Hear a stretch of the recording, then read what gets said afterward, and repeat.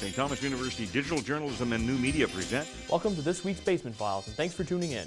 I'm Matthew Daigle. And I'm Fiona Steele. Here are this week's top stories. Protesters clashed with City Council over 11 trees being cut down in Officer Square. Unwanted text messages from political parties are angering voters.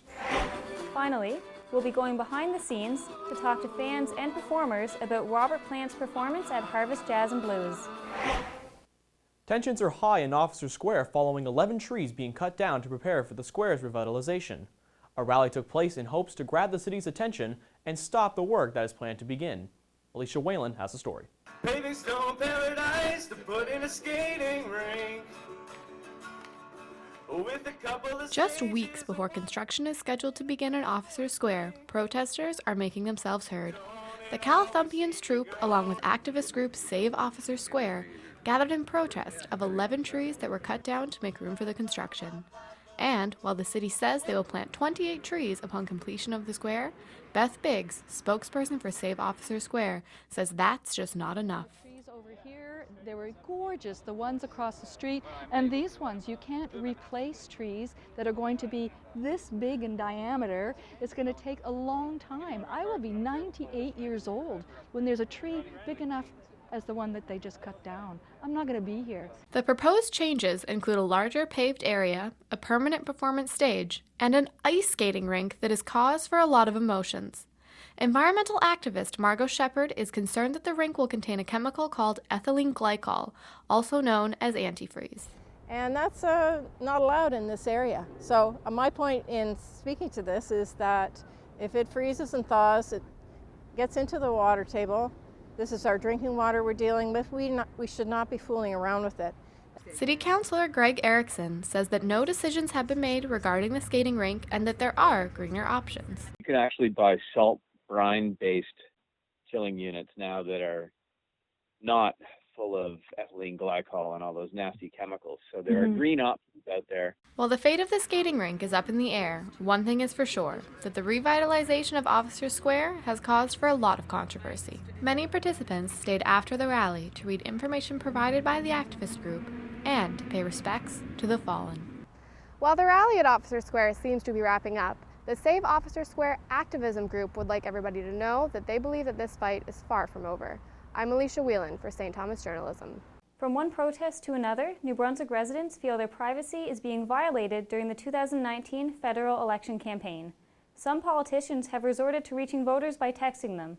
Here's Zachary Russell with the story. Politicians used to use old-fashioned ways of getting their message to voters. Flyers, knocking on doors, and websites. In 2018, voters became concerned when they started receiving text messages from Pam, a member of NB Proud, wondering how they would vote on certain issues.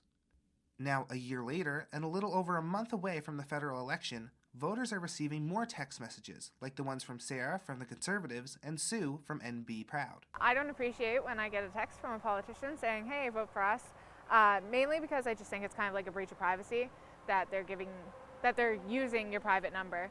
In a world where you're constantly hounded with spam in your email and mailboxes, people felt their text messages would be safe from spam.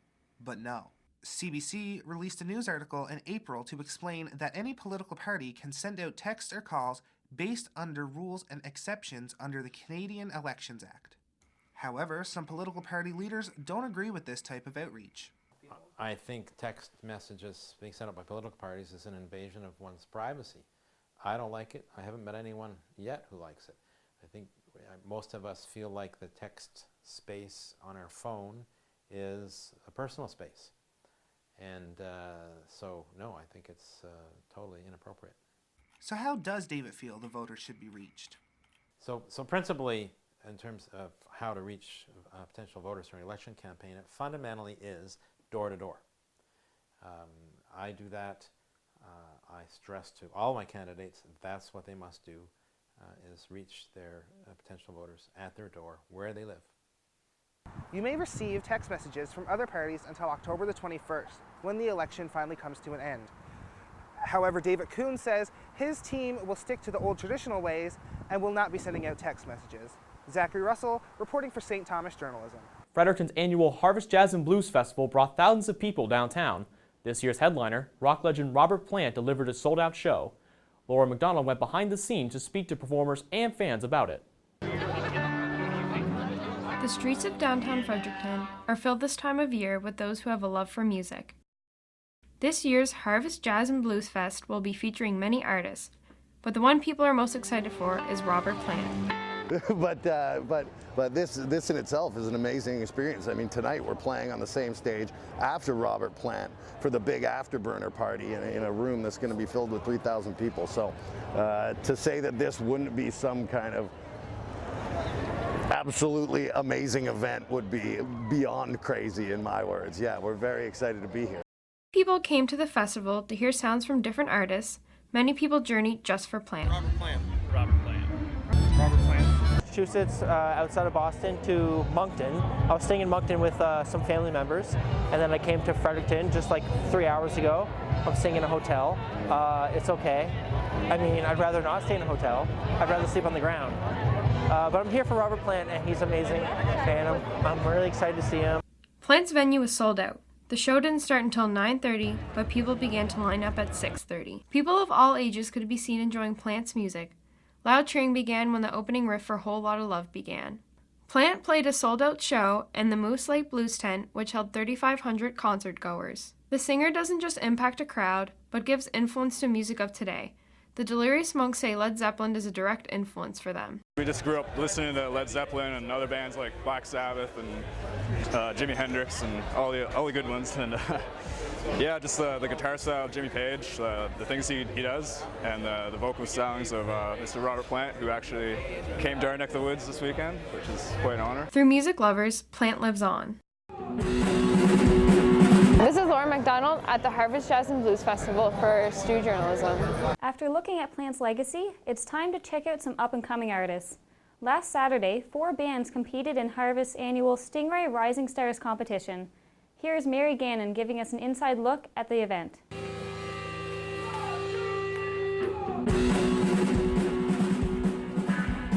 We're here at the Harvest Festival where 4 up-and-coming artists are competing for $1,500 and the chance to perform for Saturday night's lineup. Competing in the Atlantic Lottery Barracks tent are Les Moontunes, McKinley, Morrison and Williams, Delirious Monks, and Bloom. Nearly 200 people crowded in to hear. Bloom is a pop duo with an electric flair featuring singer-songwriter Brittany Quinn and producer Daniel James. Bloom gets their inspiration from current pop acts including Billie Eilish and Low. I tend to bring like the darker side, and I mean you kind of write dark, but like you're more of like a songwriter. Like a pop writer, more like a pop writer, I guess. Whereas I bring like electronic music production. Unlike Bloom, most other bands are inspired by blues and rock. Delirious Monks look to the Black Keys and Sabbath, while Les Moontunes mix genres of hip-hop, jazz, and rock. McKinley, Morrison, and Williams bassist Daryl Williams put on a soulful performance, dancing across the stage and engaging the audience. Festival goers swayed, jumped, and clapped along to the different sounds. Among them was an event organizer from Stingray Music. Oh, it's great local talent, lots of different genres, which is really nice, so there's something for everyone in there. And the talent in Fredericton is phenomenal. McKinley, Morrison, and Williams were announced the winners after the close competition. The competition coordinator says this is the most popular he's seen the show in years, attracting crowds as big as any other show at Harvest. This is Mary Gannon reporting for Stu Journalism. It's no exaggeration to say the streets were busy with Harvest. Downtown Fredericton will come alive again tomorrow night for the annual Take Back the Night March. Fredericton's Take Back the Night is part of an international movement against sexual and gendered violence. It's organized by Sexual Violence New Brunswick, formerly called the Fredericton Sexual Assault Center. SVNB volunteer and co-organizer Megan Costin has been involved for 3 years. She says last year more than 200 people attended, despite the pouring rain. This year, they hope to beat that record. Every year, SVNB creates a new theme for the rally. Last year's theme was Breaking Barriers. This year, it's allyship. That includes how to be an ally to sexual violence survivors, whether it's listening, supporting, or advocating for them. Costain says marching with other women and non-binary folk feels, in her words, like you're finally being heard, and your story's out there while your friends and family are there for you, and you don't feel alone. Tomorrow, 8 p.m., marchers will take to the streets, starting outside City Hall. St. Thomas University students gathered in James Dunn Hall on campus to learn more about clubs and societies in a friendly and interactive environment.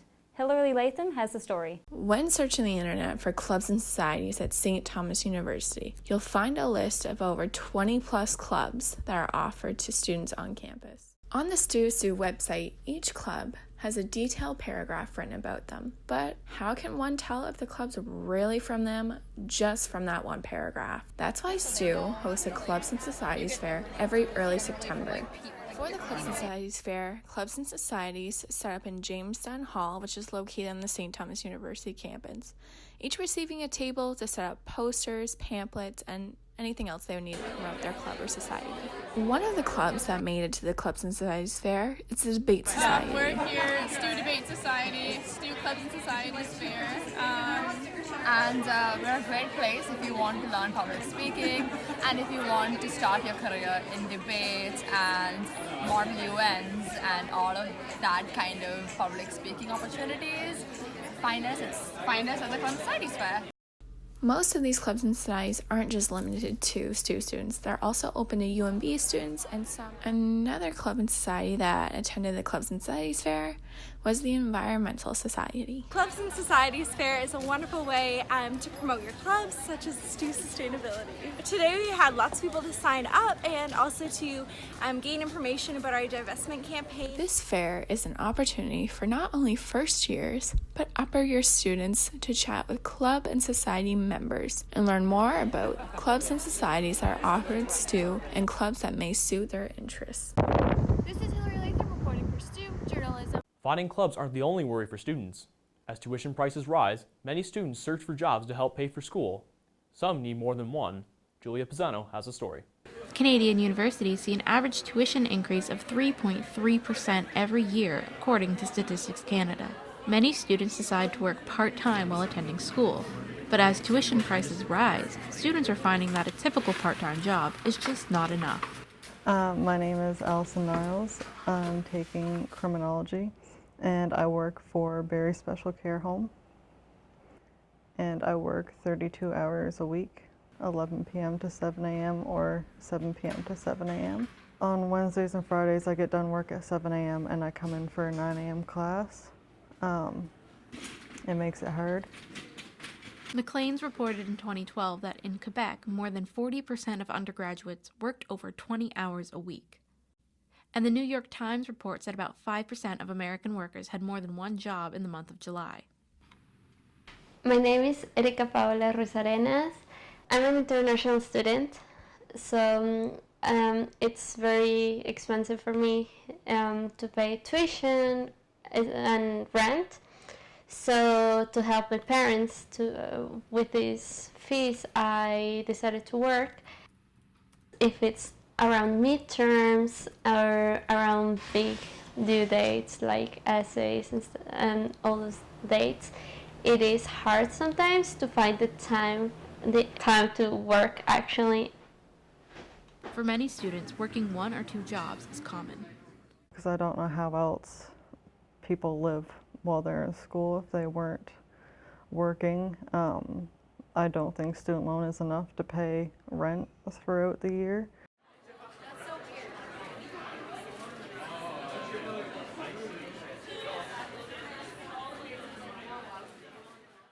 Looks like today's student is busier than ever. For STU Journalism, I'm Julia Pisano. Next, concerns over an increase in e-cigarette consumption are rising as media shed light on patients suffering from lung damage due to vaping. Youngju Jun has the story. A research published by British Medical Journal shows a 74% increase in youth vaping from 2017 to 2018 in Canada, England, and the US. Increased media coverage on young patients suffering lung damage possibly due to vaping put pressure on major e-cigarette brands like Juul. 20-year-old Laura McDonald decided to buy a Juul with her friends for fun, but ended up having a strong allergic reaction to it. The more I was using the Juul, the worse my allergies were getting. And then the next day I woke up with a horrible sore throat. I couldn't breathe through my nose. It was disgusting. And for some reason I decided to keep using the Juul throughout the day as a joke. And I wish I didn't do that because then I had a sinus infection and I don't know if it was from the Juul or not. Heated debates over smoking versus vaping resurfaced. Some Juul users argue this is a strategy implemented by the cigarette industry to push out the competition. UNB student Josh Nyonkuru thinks smoking and vaping will always be there no matter what. My roommates all vape, and so I just got into it that way. I Juuled for about a week, and then I just didn't like it, so I got rid of it. I could see it start affecting me, like when I was going for runs and stuff. Nyonkuru replaced his Juul with a Stealth, another vape brand, claiming it affected him less. Controlling vape pod consumption is his way to stay away from the hospital. Apparently kids are dying of it or something like that, but I think that's more for people that go through like a lot of pods a day, which I don't do. So. McDonald quit vaping while Nyonkuru continues it. He says the number of young consumers will only keep growing if pods will be flavored. Youngju Jun, reporting for St. Thomas Journalism. For local sports, the New Brunswick Senior Baseball playoffs are in full swing, and the Fredericton Royals look to take control of their series against St. John and book their ticket to the provincial championships.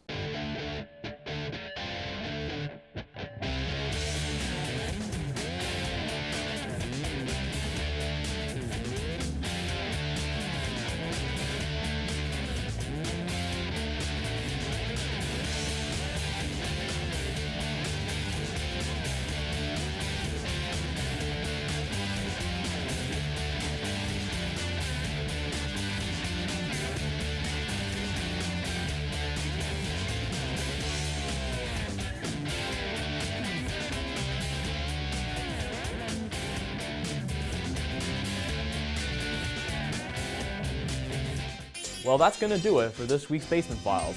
If you miss a newscast, you can find us on our website. For Stu Journalism, I'm Matthew Daigle. And I'm Fiona Steele. We'll see you in 2 weeks for the next newscast.